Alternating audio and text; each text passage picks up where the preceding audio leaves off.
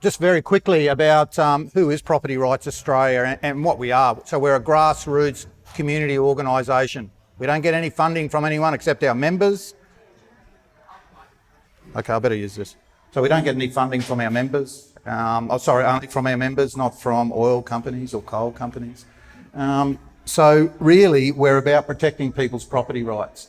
So I always say this at the start of my presentations, that whether you own a home, a suburban home or a broadacre farm, PRA believes that everyone are entitled to the basic rights of exclusive access, use and the opportunity to make a profit. I want to talk to you about what's happening around Australia now and what's happening around the world, and that's the green energy transition, and what comes from that is the reckless rollout of renewables. And just a little bit about the framework of how that's come to be, and I guess the overarching international frameworks and how Australia has responded to that. And so we've got the 1994, Convention on Climate Change that really set up the first structure to stabilise greenhouse gas, concentrations. And then we've had the Kyoto Protocol. That was produced in 1997, but was only really operationalised in 2005. And that's when John Howard worked with a number of state premiers like my mate Peter Beattie, and they developed the Vegetation Management Act that took large chunks of, land off private property owners so they could meet that protocol. And now, quite recently, we've had the 2016 Paris Climate Change Agreement, which really sets about some national determined contributions. And where that ends up is those NDCs, that's where you get the 43% by 2015 levels to meet by 2030. So 43% decrease in emissions by 2030 and 100% by 2050. And that's how really Albo talks about the target as now a target of how much electricity is going to be generated into the national energy market. When I talk about the national energy market, it takes in Tasmania, South Australia, New South Wales, Victoria and Queensland. It doesn't include Western Australia. And so that's the national energy market. And they've developed a number of policy frameworks to help that roll out. And it's things like rewiring the nation, where they're giving $20 billion to help investment into building all these new transmission lines. And there's other things like, the capacity investment scheme. I don't know if you've heard about it recently. We don't know how much money it's costing us. Bowen won't tell us. But it's when a company, like they put out a bid to produce certain industrial solar and wind projects, and they're guaranteed a base income of that, so a base profit. And if it falls, so if it falls below the baseline and at the baseline, they get, we pay them. If it goes above it and they make a bit of profit, they pay us. So, yeah. And also the National Energy Transformation Partnership. So that's how we get it's like all the state energy and climate change ministers come together with Bowen and they work through a number of projects with working groups, how they're going to get this transmission, supposedly make it reliable, stuff like that. So that's a bit about the policy framework. And then we've got this thing that's been around for a little while now called the safeguard mechanisms. And it's about reducing the emissions of 215 major emitters. And a lot of them are in Queensland, whether they're aluminium smelters or whether they're the big concrete, the cement works that make cement powder at Gladstone uses a lot of energy, yeah? And so all these high emitters under this safeguard mechanism, they started off at the baseline and they've got to reduce that baseline of emissions each year. It's roughly around 4.9% of their baseline by legislation by the year 2030. And that's driving a lot of these high emitters overseas, and it's driving our manufacturing overseas. The ones that stay though, they can offset that. Part of our offsetting that is they can buy these credits from renewable energy projects. And you see, so it's about buying that renewable power that's generated, and they can use that to offset their power, but they can also offset their emissions by buying carbon offsets. And that's where you get properties like around Charleville that are full of the mulga, or there is a lot of properties bought for carbon offsets by large corporations. You know, there's a road between Thargomindah and Quilpie, talking to a mayor out there recently, and there used to be 18 families living along this road. And now there's no families living along this road. It is all being bought up for carbon offsets. So there's no one living on these properties, there's no maintenance, there's no food being produced. So that's some of the impacts as well. All this is wrapped up in Albanese's most, I guess, modelled piece of planning done by any opposition in history. You know, and that's what he was promoting in the launch, you know, when he got into government. This integrated system plan, which comes out every 2 years, and it's just been presented as a draft to 2024. The last one was 2022. So it's like a roadmap. How is Albanese going to get to 100% renewables by 2050 in our electricity grid? Yeah?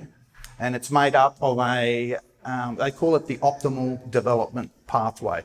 So in a nutshell, it's 100% renewables. Okay, and that's going to be linked through heaps more transmission lines, backed up with firming power, which I'll briefly define, and then backed up with firming power, and then again, any gaps I'll make up with these things called peakers, gas peakers, which will eventually be made to run on green hydrogen, the green dream. But you can search that out on the AIM. If you punch that into Google, it'll come up. So the scale and rate of change.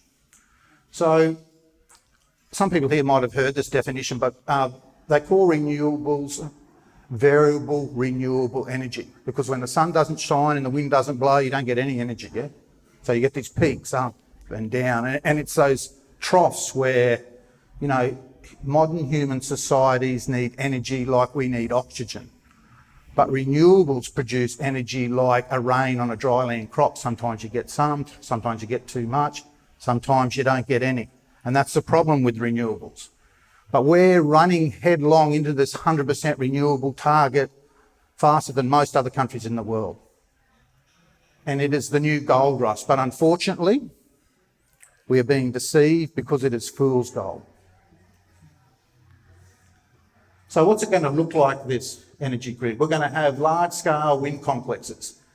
And when I say capacity factor, that's theory of what they say these big complexes can produce. And then I want to talk to you briefly about reality. So let's say for a big wind factory produces 100 megawatts. That's what they say on the nameplate. Oh, it's going to be beautiful. It's going to power so many thousands of houses. But then you've got the reality, the capacity factor, when the wind doesn't blow. And remember with wind turbines, if the wind blows too hard, they switch them off. Too low, switch them off. The sweet spot is 6 metres a second.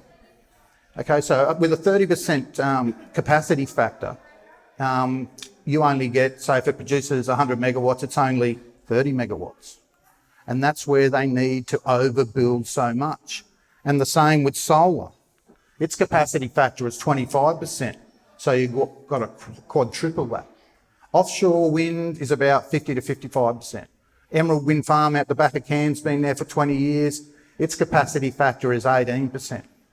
Germany recently came out of what they call a renewable drought, and it's mentioned in the integrated system plan by EMO. They've come out of a renewable drought of 38 days when the wind turbines didn't work. That's why they're going back to coal. We're blowing our coal stations up. And we're going to have distributed powers, rooftop and batteries, and electric vehicles. So in this plan, the optimal development plan, it's the rooftop solar, the wall batteries, you know, there's subsidies coming out now, they're promoting them, and your electric vehicles. You know, they did estimate Australian population was going to get to 89% electric vehicles by 2030. Guess what? Even the department's own modelling now says, oh, it's about 26%. But they'll be taking power from your electric vehicle and your wall battery as a firmer to make up those gaps. Firming capacity, it's about pumped hydro. So there's one going up at Gympie, apparently, hope it doesn't, Barumba, and there's the big Snowy Point 2 if it ever gets finished. So without those two, the whole system would collapse. So they are pushing us to the edge of an energy cliff because all our coal-fired power stations will exit the grid by 2038. Even AEMO, the Australian Energy Marketing Operator, says, "Woo, we've got to just this is a big risk." And not only are they going to exit the grid, they like blowing them up. So there's no way we can restart them. It's like some internal terrorism. What are we doing? Large-scale utility batteries. I went to a meeting in Rosewood the other night and there was 100, 120 people there, and they just found out that proposals for a large battery, and there could be up to 500 40-foot containers placed into a rural area with a couple 100,000 solar panels put onto it. And they're called battery energy supply systems, and they're popping up all around Queensland, around Australia. And they last 2 to 4 hours. The modelling that EMO has done, once they have the whole thing 100% electrified, is they estimate with Queensland being online, full of renewables, and the rest of the states, something bad happens, like what happened in Victoria the other day when you lost 6 of those big transmission towers. They fell over. And there's multiples of that the whole system will last 8 days. They reckon they've got enough power with 8 days. There'll be a lot of manufacturing closed down, but that's with Queensland being fully online still, operating, boom, boom, boom. So it just goes to show. And we're going to have gas-fired peakers replaced with green hydrogen. Now, high voltage transmission line, this is like the transmission structure straight out of the integrated system plan, and you can see from the top of Australia right down undersea line to Tasmania, you can see it's all going to be linked. Two-way, pushes power out, pulls power in, and it's all connected to these things here. That's where one pumped hydro system is, and Sydney, be another one down here somewhere. So this is where they're going to be relying on those big pumped hydros for firming power, but they don't know exactly how many kilometres of high voltage transmission lines are going to be. Remember, this stuff is expensive. It's going to be between 10,000 and 26,000 kilometres. And remember, the rest of the world is also building transmission lines, a lot of them that are sold on the stream. And so there's supply strain constraints, labour constraints. We're directly importing transmission line material straight from India, and it's even being put up with people from India work teams because we haven't got enough work teams here. And these are another things called renewable energy zones. So there's 47 of them around Australia. You can see the ones in Queensland there. And they're just geographic areas where they've picked which are going to be built out with these renewable energy industrial solar and wind complexes with batteries and transmission lines. Now, each one of those renewable energy zones has like a target where they've got to produce enough energy to feed into the optimal development plan. And really, some of those areas are going to be built that you won't, and that is why they're saying the geographic footprint is. Look here down in Victoria, where they say, and Richard mentioned before, up to 70% of land's going to be covered in solar panels, wind turbines, batteries, and transmission lines. Imagine the impact of that. The IPA has recently put out a paper where they've done modelling as well, an estimation. It's going to be between 56 million hectares and up to 181 million hectares, depending on the scenario which goes. How many hectares?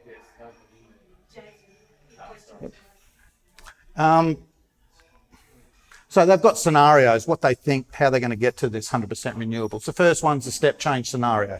So imagine in the next 3 decades, we're going to triple industrial scale renewable this decade. Okay, 2020, 2030, we're going to triple the amount that we had.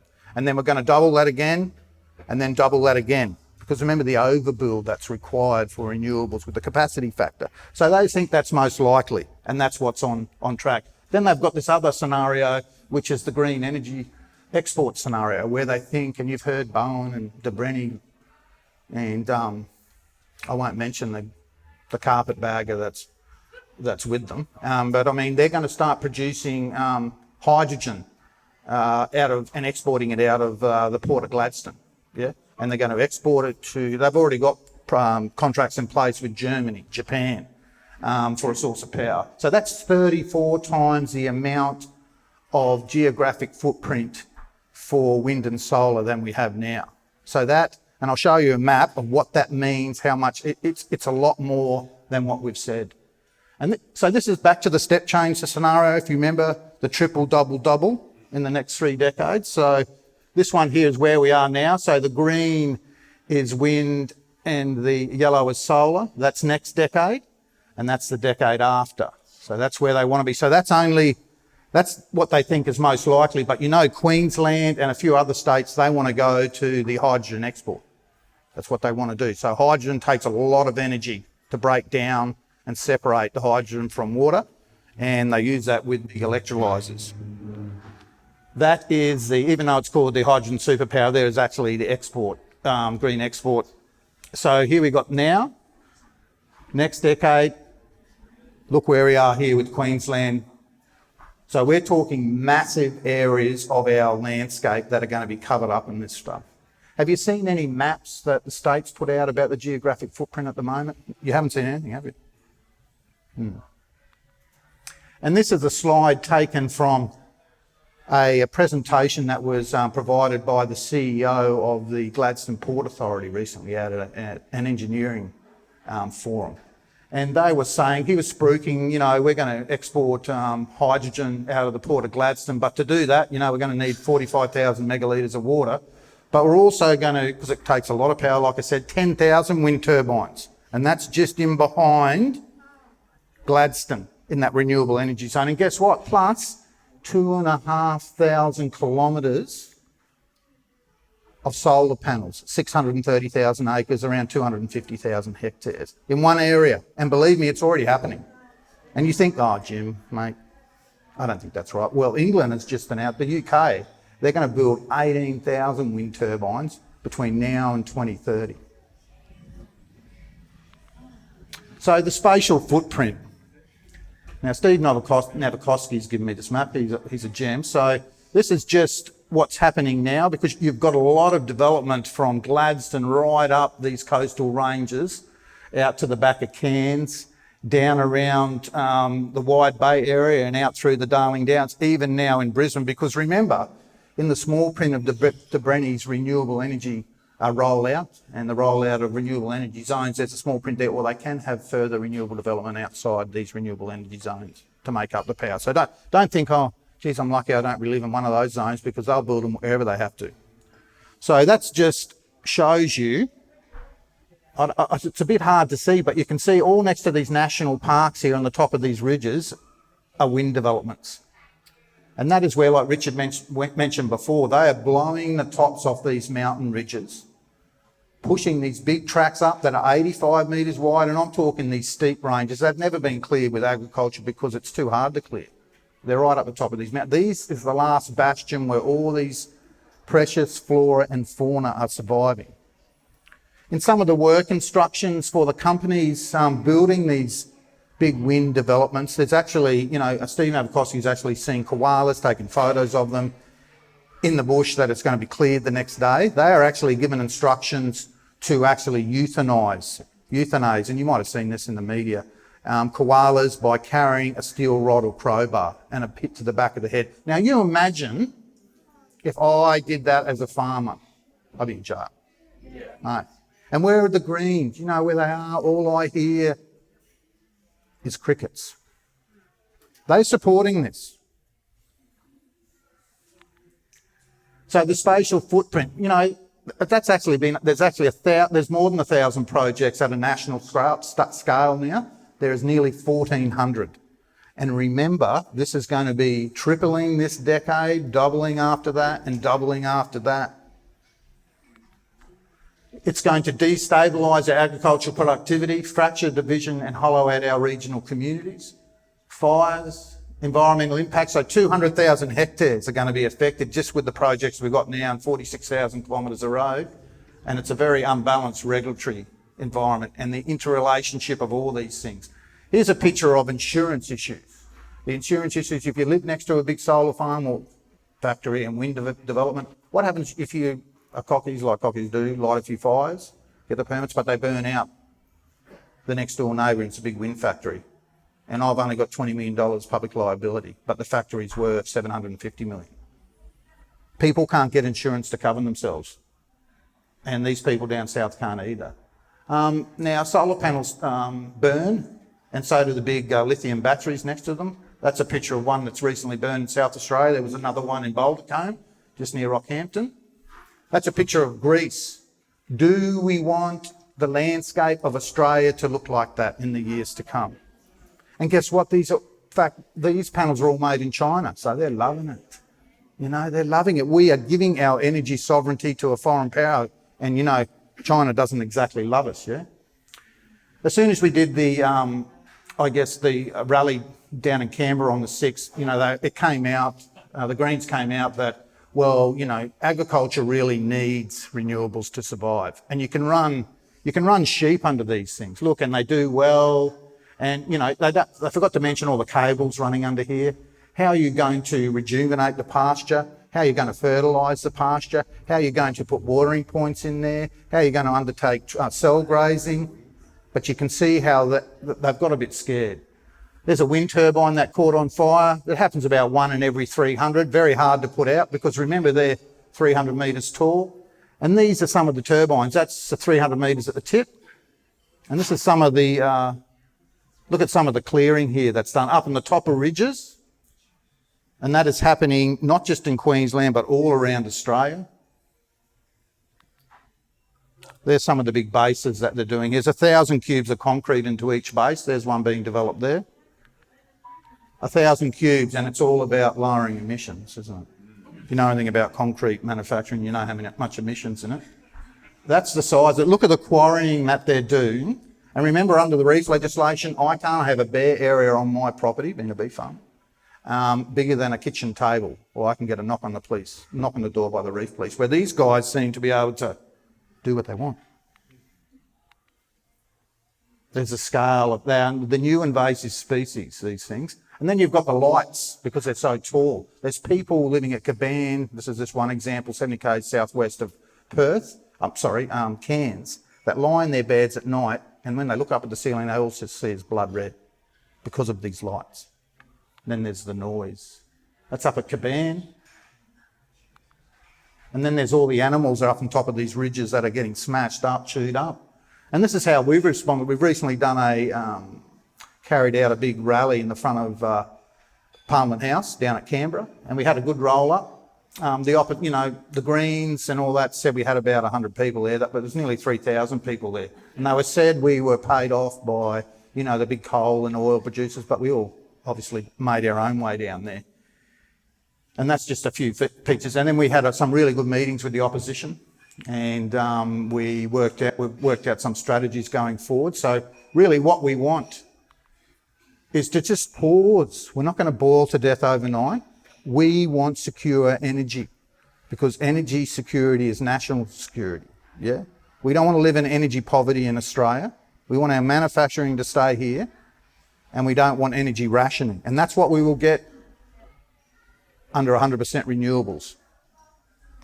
So we need a federal Senate inquiry, because that's going to bring all this to the floor. So I encourage you, especially being the year of elections, I even ask your local councillors what their position is. Do they agree with this intent, this policy now? Your state government candidates and your federal government candidates. Because guess who's knocking back the Senate inquiry for the 6th times? People like Pocott and a number of Green and Labor senators. Why? What have they got to hide? I've just shown you what they've got to hide. Support action groups, and this is a year of elections. So my last message to finish off is to stand our ground. Don't give in to this. Step away from mainstream and be brave and bold, because this must be stopped. Not for us, well, obviously for us, but for future generations, because we are going to be energy poor, energy poverty. We're going to wreck our environment, our food production system, and guess what? It's going to all contribute to the increasing cost of living, which we're all suffering now. It's going to get worse. It's never going to go down. They're never going to, provide $275 in power savings. They're going to keep on flicking some rebates at you, but there's only one way it's going up. Every country in the world that has tried to go 100% renewables has failed, and we will fail. There's alternatives. So thank you very much.